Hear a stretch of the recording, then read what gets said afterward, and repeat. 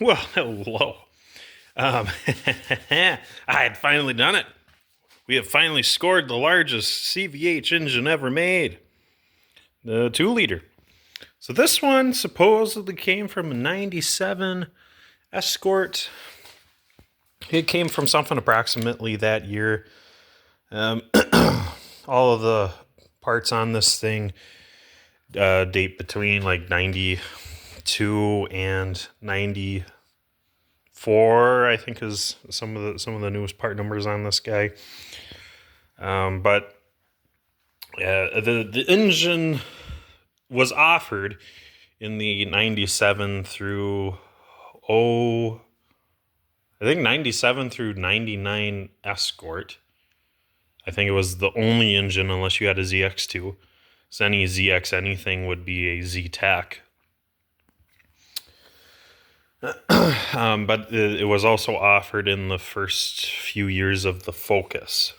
So any Focus that wasn't a Z-Tech was one of these. So that too. But it makes it kind of hard to find these, especially with the valve seat issues that these have. For some reason, the CVHs from 91 on up here in North America had either a flawed type of metal for the valve seat or flawed milling for either the valve seats or where they go into on the head. One of those three things is wrong, so that the 1991 on up CVHs are very common to drop valve seats. That's something that does not happen with the 80s CVHs. From 81 to 90, it's an extremely rare case. I've only heard of it happening to one or two of these, and I'm pretty confident in one instance it was because the person claiming it was actually had a 1.6 and broke the belt, thus had other issues. And then the person with a claiming to have 1.9 that did it, I'm pretty sure that they were using a 91 to 96 CFI head, which is one of the culprits for dropping valve seats. Anyways, I wanted to make this video so you can kind of see an external comparison between these. I'll pause here and I'll reorchestrate these so they're in line. All right, and just like that, we're back. So what's the difference between the 2.0 and the 1.9? Well, obviously the displacement. Now, where exactly is that difference in displacement? Is it stroke? Is it bore? Is it both? It's actually bore. And on the 1.9s, they actually have these bored up pretty good. Because how it works is, in North America anyways, in Europe, they have a wide number of CVHs. They go all the way down to 1.1. 1.1 liters. Here in North America, we started with 1.6 and made our way up to 1.9 and then 2.0. So we have our 1.6, and then the 1.9 is bored and stroked 1.6, but they also cast the block about 1/4 of an inch taller. Doing so makes the engine non-interferent. So should the timing belt break, there's no instance in which the pistons could ever contact the valves. They continue doing that with the 2.0, so that should be the same block height. But when they made the 2.0, they bored out the 1.9 to do it. They casted the block slightly different, but otherwise the block is almost identical, and you can actually see a lot of areas where it is. We'll dive into that in a second. But the cylinders of the 2.0 are very different. They are sleeves. It actually has sleeve inserts in it, but it's already a cast metal block, cast steel, just like all the other CVHs. All these are cast steel. But in anything smaller than the 2.0, they just use the block itself for the cylinder surfaces. For the 2.0, they insert sleeves. And that's because when they made the bore even bigger, The bores are so close to touching. The sleeves themselves actually have to be machined on each side so that they're kind of squared off. 'Cause otherwise, there wouldn't be room for them across the 4 cylinders. You'd have to make the block longer for them to not touch. So they are Siamesed. And the 2.0s are famous for that, while the 2.0 Z-Tech supposedly are not. Supposedly. I've never owned a Z-Tech. I have not seen one loose in front of me. And photos on the internet, that's all I have to go off of, and they're not all that handy. But otherwise, the 2-liter, it shares the same head bolt pattern and bell housing bolt pattern as the 1.9s and 1.6s do. You know, it's all just standard CVH stuff. Here's a little 1/6 block I got here down on the floor. It's basically samey same. Same in the sense that everything's compatible here. The big thing though is when you're changing out heads and pistons. Your pistons need to match your heads, just for the sake of clearing the valves. We'll have videos on each of these, but this little 1/6, all of these in North America were Hemi heads. So the combustion chambers in all of these were perfectly hemispherical. So the pistons kind of reflect that. They all have quite a bit of a round dome or crown to them.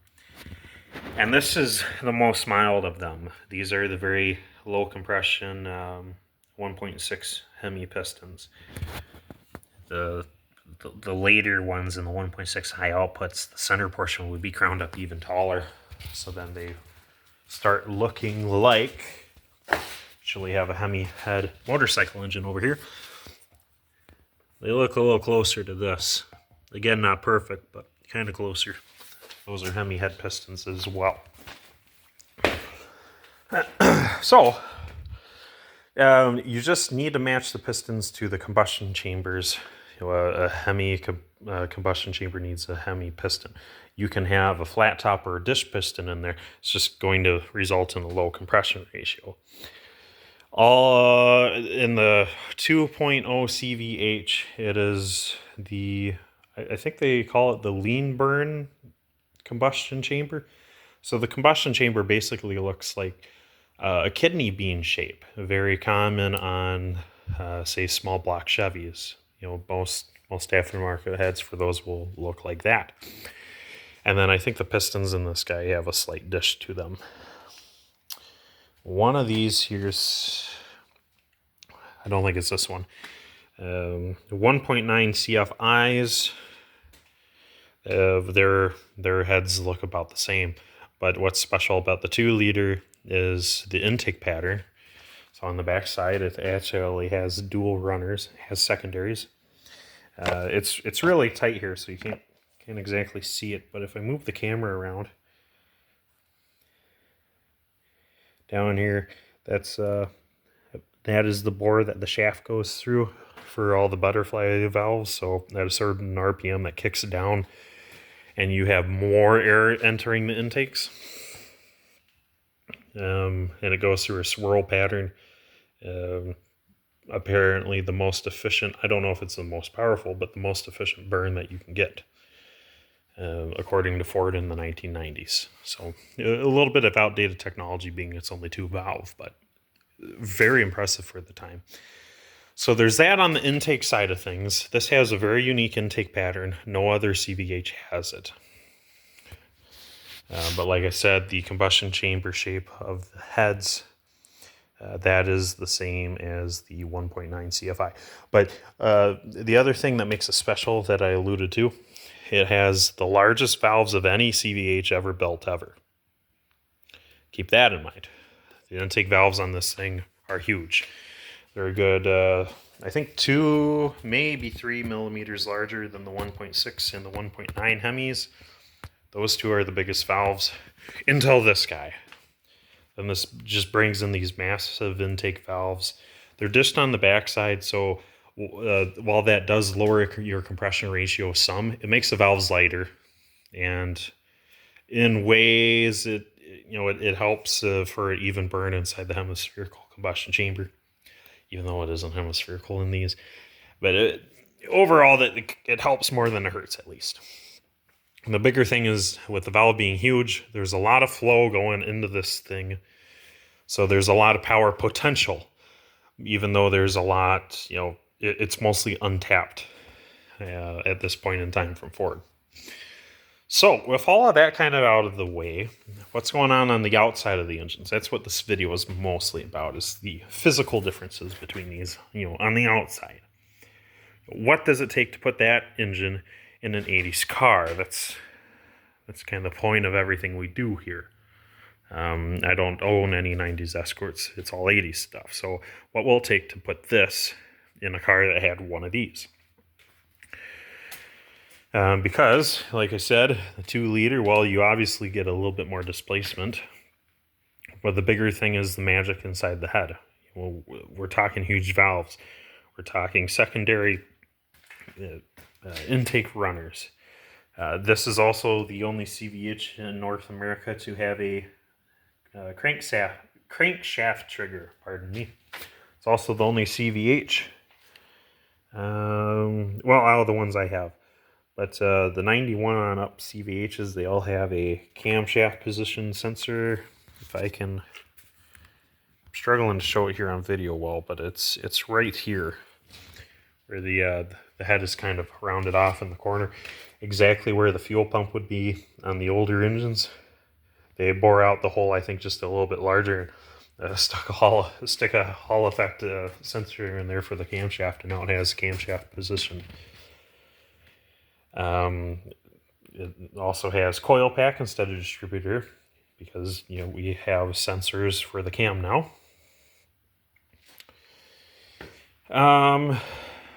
What else is going on with this guy? I think that's the most of it. Before we start getting into some of the physical differences here. So, where would this be most practical? Being it has a said sensors, has a EFI manifold, and like I said, this intake pattern is unique only to this engine. So you'd have to do a lot of modifying to put a different intake on this, like if you want a carbureted intake, or if you want bike carbs, you'd be looking at a custom setup, of course, but then you couldn't use the secondary runners, so you have that to contend with as well. And then if you don't have the secondary runners, it makes this head kind of pointless. So you switch to the, you could go to the lean burn 1.9 head, but you'd be smarter to get the Hemi head, where you can have higher compression pistons, the bigger valves, more flow, more even burn, more power, but boom. So if we stick with everything we see here, what's the best car to put this in?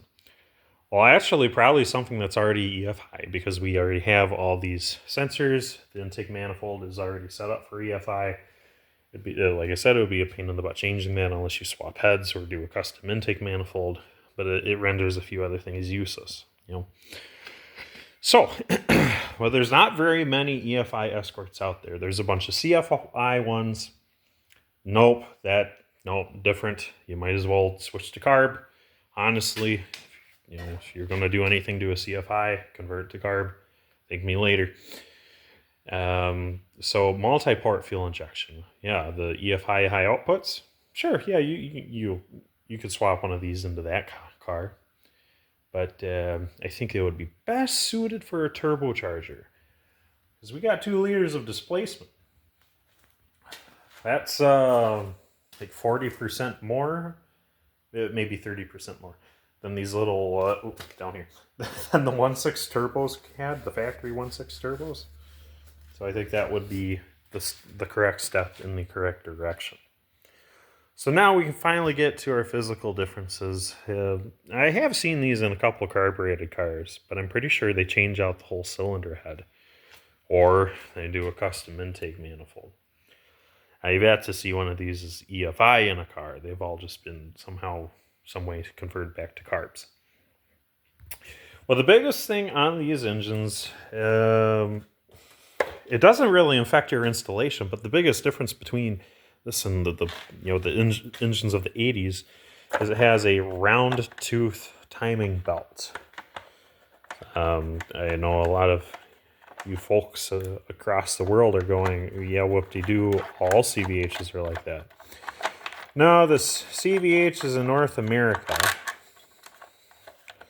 They are all, oops, dropping bolts here. They are all square tooth, except for 91 on up, they had switched to round tooth. So what does that mean? Well, it means if you want to have an adjustable, vernier crankshaft, sorry, not crankshaft, vernier camshaft, sprocket or pulley, you would have to switch to round tooth. If you have one of these 80s engines, and that's a pain in the butt because no one makes a round tooth water pump for those engines. That's a problem. Now this engine's already a round tooth, as you can see. So what's involved? Well, you can see the water pump setup is entirely different. That's really the biggest thing between these engines here. This one, it's got, now again, I've never had the rest of the car for this here in front of me, but it's got a hose right here that comes from the radiator, and then there's a hose coming, again, straight back out from the water pump, and my guess is that goes to a heater core or comes back from the heater core, which really won't make any sense. That I'm pretty sure that goes to a heater core. Well, on these 80s engines, how they do it. So way down here, we have an itty bitty hose coming in from the radiator. Comes up into the water pump, and then that's it.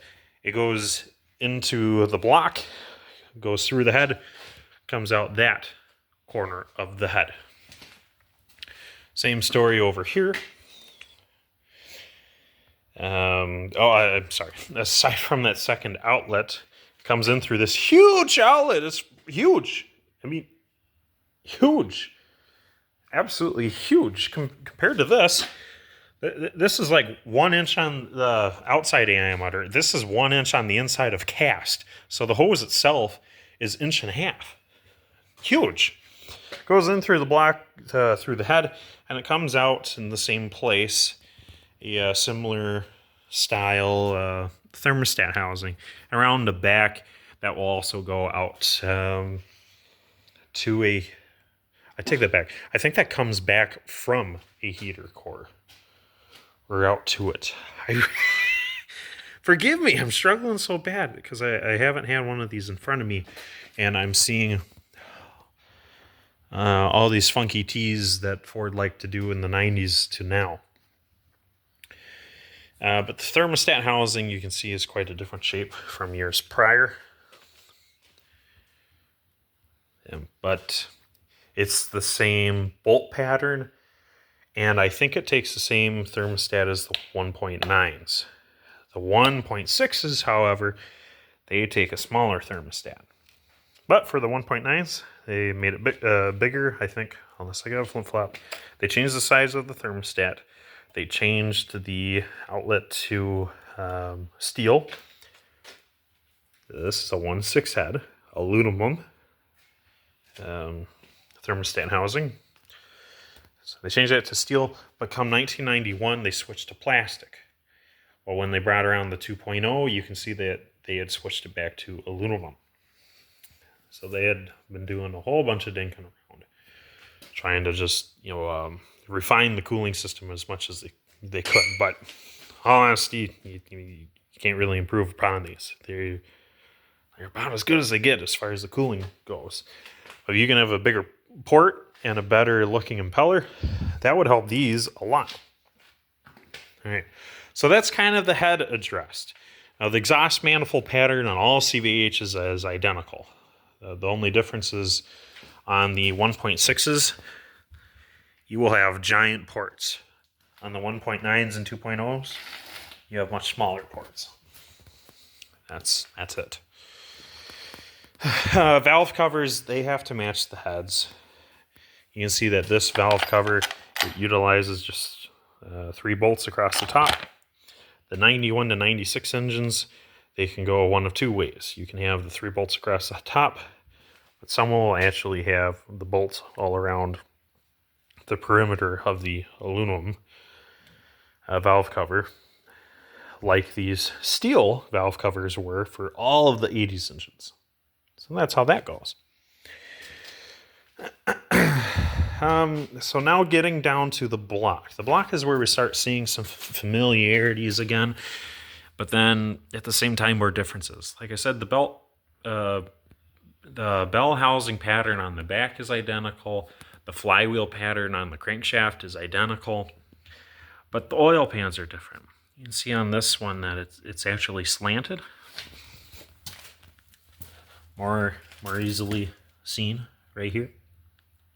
Very slanted. Typical of 90s Fords. It had gone from straight and boxy to that. Trying to focus on aerodynamics and mounting the engine in the car at the perfect angle so that you can stuff all these accessories around it. We also see that these mounting holes for the AC compressor, that's all that would be there, is just the AC compressor on that lower portion. That's practically identical. The alternator mount between these is quite similar. You can see that bolt right there shares a similar location of this bolt here. It's either, I think this one's over like another half an inch, but if you had this bracket or the steel version on the earlier cars, the 1.6s, you take that off, set it down there, figure out where your spot is, drill a hole, and then you're good to go with that. So that helps. One of the big problems, though, is this accessory pulley. You can see that this actually has a harmonic dampener on it. All these 80s engines do not. And then, matter of fact, there's this is what the pulley system looks like on the 1.6 and the 1.9 from the 80s. You would have an inner belt back here. This would go only to the back accessories. That'd be your power steering pump and a smog pump. And then this big one out front towards the tip of the crank. Or, sorry, further from the end of the crank. It would go to your AC compressor and then your alternator above that. If you don't have AC compressor, the alternator just slides down slightly. That drives that. But the tooth count between the 1.9 and the 1.6 of the 80s is supposed to be different. I haven't had my pulley side by side to show that. But this guy, you can see, is totally different. We're down to just one belt, and it had gone from, let's see, 1, 2, 3, 4 rib, all the way up to 5. And like I said, we're missing that second plane of pulley. So, realistically, you wouldn't be putting this in a car that had power steering unless you have a power steering pump that can go on this. I think the Escorts and Focuses that had this engine could have power steering, or they did a standard. It's one of the two. If there's a place to mount that somewhere on this guy, then that's your only hope for power steering. Otherwise, kind of forget it. Same thing with the alternator. He'll need to match that. Now, I don't know if taking this off, can you use an old style pulley? I'm not too sure. I haven't cracked this open yet. That will be a future myth busting video. So that's kind of that. The oil pans, they are different. They're not going to interchange. I can tell that right now by bolt holes up front versus, well, those have bolt holes up front. These do not. So there's that. Seem to have a slightly different dimension to them. Not too surprising that you would just use what's already on the engine. Okay. Rear motor mount. Well, I say rear, it's on the rear of the engine, but it's actually the only motor mount on any of these things. So I have a few versions here. On all these 80 engines, they all interchanged perfectly, absolutely perfectly. Every spot on the block has the same bolt pattern on the 1.6 as the 1.9. And these mounts, there's only two styles. You have 81 through 83. Crap, I don't have any handy. And then you have 84 through 90, which is this V pattern kind of deal. And that's what looks a little bit more bare. There'd be about inch and a quarter of rubber that goes underneath there. But then this guy is different, and it bolts onto the block in a different location as well. So you would have to have custom motor mounts to make this work on whatever car you're using. The pattern looks very close, and it is very close, but it's not perfect. Now, if you have this aluminum style, you could simply drill more holes into it, or oblong them if that's what's needed, and you'd be a-okay. But you can see that this mount is different. This one actually has a kind of like ribbing to it. I think that's because this one's a 1.9 mount, and this one a 1.6 mount. I don't know if there's going to be any differences aside from construction. Well, and weight. The steel one here is going to weigh a heck of a lot more. But if you wanted to, you could drill through the steel one too, but I'd recommend using the aluminum ones instead. They're going to be much easier and faster to drill through. Or oblong the holes if that's what you're needing. Then simply mount that onto here, and you use the rest of the mount like normal. So we've covered kind of everything. If you're pretty astute, you'll notice that the oil filter had changed locations. It's now part of the oil pump itself on the 2 liters. These 1.9s are all casted as part of the block. So the oil galley routing on these is different, as is the casting for the block, obviously.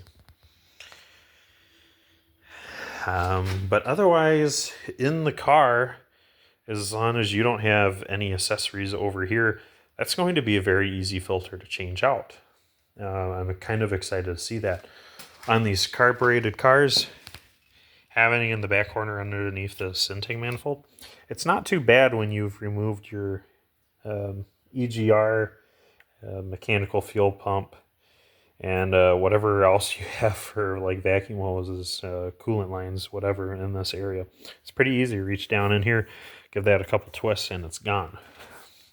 But it will be even better in this because you simply pop open the hood, stand like I am, reach your hand back in here, twist, twist, twist, off. Couldn't be any easier. In fact, I think they share the same exact oil filter. Size-wise, they're identical from what I can tell. Kind of the last piece of the puzzle is exhaust. Now, like I said, you can use any exhaust you want, and that's going to be what has to happen. Whatever exhaust your car has, that's what you really need to stick to. Now, if you're hot rodding, say a base model EXP or Escort, that has a cast iron manifold, kind of like this, but it'll have like a big pancake joint up front. You remove that, and you can put on tubular headers from one of the higher performance CVHs. That's not a problem. But sometimes you will have issues joining that to the exhaust of the rest of the car. You will have to keep that in mind, but that changes on a case-by-case basis. I can't make any promises for you, other than I know what all the 80s combinations are, and almost none of them work with each other at the cat or after the cat. So, can be prepared to go custom if you have to. Deleting the cat, that helps a lot, because then you have like 2 feet of piping. So you got like 2 feet to figure out whatever the heck you need to do to make it so that you can connect your exhaust manifold, whatever it is, to the rest of the system. So you can have just a few feet of adapting pipe, and then you're golden. and your car's set forever. But there's no drop-in solution. Everyone asks all the time, well, is there a drop-in exhaust for these? Because we know there's drop-in exhaust for Mustangs. Well, there's not. There's not even stock replacement exhaust things for these cars at all. Aside from, for some reason, Dorman actually makes these manifolds for the 2.0s and the late 1.9s. I don't know. But you ain't going to find nothing for the 80s engines. And you're not going to find anything for the 80s cars. Like, forget it. You can find individual components like generic mufflers, generic straight or bent sections of pipe, generic couplers. But you're not going to find a whole system that's just open up the box, bolted in, turn the key. That doesn't work with these cars, and anyone watching this video probably already knows that. It's kind of everything I wanted to mention. There are some odds and ends, like once you get this thing in there, how you go about doing your airbox. That can be kind of tricky. If you have a factory EFI car, adapting to that actually isn't all that bad, because normally on the stock cars, this would just be turned so it's perfectly in line with the rest of the upper manifold, and it would be about in that location. So you could probably manipulate your pipes to be a-okay. If you're going the turbocharged route, you'd have custom pipe plumbing all the way to that thing anyways, because you need an intercooler. The stock turbo cars do not have intercooler. You will be adding an intercooler. Things like that. Things like the valve cover on this is super tall. These two valve covers here are designed specifically to have an air box come over the center of them from the CFI air boxes or the carbureted air boxes. This never had such provisions. You can see it's so dang tall they actually had to recess the oil cap. Otherwise, that would probably bang on the hood. And that's not even considering that you'd be throwing it in an 80s car that wasn't designed for an engine this tall anyhow. There's that to keep in mind. From 81 to 85, none of these cars were meant to have an engine that's a quarter of an inch taller than it is now. So it's little things like that you got to keep an eye out for. Of course, whatever system you're using, it's going to have who knows what for fuel line routing, vacuum line routing, and then all the electrical for whatever systems you plan on doing and utilizing. That's up to you. But I think I covered everything I wanted to talk about. There are a few little things like dipstick locations. I've seen some Z-Techs where this spot here, you can see it kind of has bolt holes, where like on Z-Techs you can actually put a bolt manifold here, and this hole would be big and open for like an oil return of some sort, which is weird. This does actually have a knock sensor. I almost forgot to mention that. It's around here somewhere. Maybe it's on the back. I swear I saw one. Dang. Knock sensor. So there's that too, unless that's, no, because that's oil pressure sensor. I'm going to guess it's a knock sensor. If I'm wrong, do say so. I'm pretty sure that's what's going on here. And that would also be very handy to have in a turbocharged car. But I'm rambling. We've gone on plenty long. But keep an eye out for future videos. I'll be turning into, a bunch of these engines real soon. And if you haven't noticed, we are at a new property. That happened back in fall. We're slowly making more room for all my engines. I get about 12 of these loose things laying around and 20 cars for them to go into. So we got a lot of rebuilding and a lot of hopping up to do. We'll be starting pronto on a lot of that. So stay in touch. Keep an eye out.